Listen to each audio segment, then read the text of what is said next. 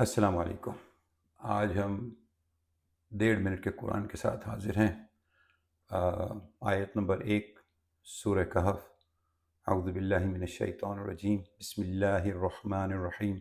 الحمد للہ الذی انزل علی عبدہ الکتاب ولم یجعل لہ عوجا۔ اس آیت کا پہلا حصہ جو ہے اس میں اس کا مورلیس ٹرانسلیشن ہے کہ ساری تعریفیں اللہ کے لیے جس نے کتاب اتاری اپنے بندے کے اوپر۔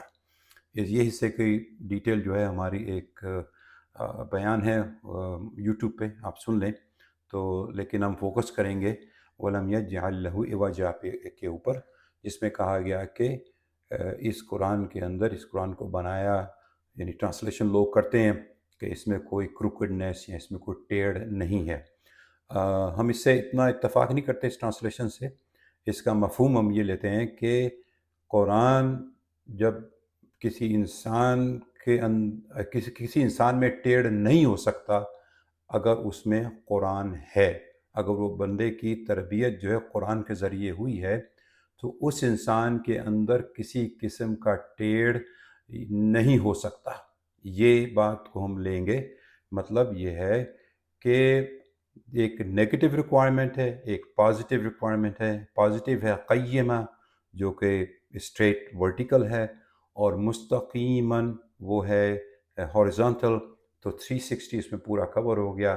انسان آف کورس ہم لوگ غلطیاں کرتے ہیں، تو غلطی اگر اس کو کریکٹ کرنے کے لیے اللہ نے توبہ کا راستہ رکھا ہے۔ اگر ہم نے توبہ تو نصوح کی ہے تو پھر ہم اسی راستے پر آ جاتے ہیں۔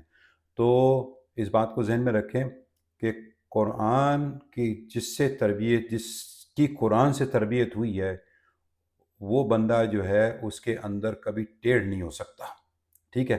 اگر ہوا ٹیڑھ، اگر غلطی ہوئی تو اس نے معافی مانگ کے اپنے آپ کو کریکٹ کر لیا۔ تو اس کے اوپر ہم آگے لے کے چلیں گے۔ بہت ساری ریکوائرمنٹس ہیں جن کو اللہ سبحانہ وتعالی نے بیان کیا ہے۔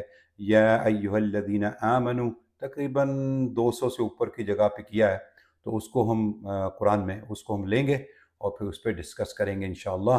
لیکن آپ اس بات کو سمجھ لیں کہ جس کی تربیت، جس کے اندر قرآن ہے، اس کے اندر ٹیڑھ نہیں ہو سکتا۔ وہ انسان ہے، جیسے میں نے کہا غلطی کریں گے تو وہ ٹیڑھ جو ہے اس کو ہم صحیح کریں گے۔ تو اس چیز کو ذہن میں رکھیں، انشاءاللہ پھر اگلی دفعہ ملاقات ہوگی۔ والسلام علیکم ورحمۃ اللہ۔